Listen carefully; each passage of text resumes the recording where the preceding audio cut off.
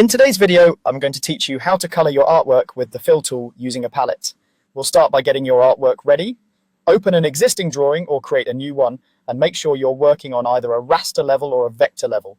Both will work for this process. Raster drawings are made of pixels and are great for painterly looks, while vector drawings are made of editable lines and shapes which can be crisper and easier to tweak later. Either way, the coloring workflow you're about to learn is the same. Next, open the palette panel so you can see the colors available to you. Think of this panel as your paint box. If you already have a set of colors, you can use those. If not, this is the perfect time to add new swatches that suit your design. You can create a harmonious set by adding a base color, then lighter and darker variations so your artwork stays consistent as you fill. With your palette in place, choose the color you want to start with.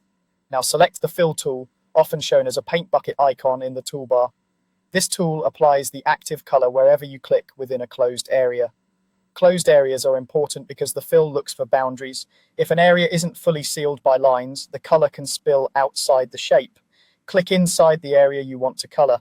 If the fill looks patchy, leaves thin halos along the edges, or leaks into places it shouldn't, adjust the fill settings in the tool options bar. The tolerance setting is the one to focus on. A lower tolerance is stricter and stays tight within the lines, but may leave tiny unfilled gaps. A higher tolerance is more forgiving with small breaks or light edges, helping the color bridge minor gaps. The sweet spot is usually somewhere in the middle, so make a small change and try again until the result looks clean.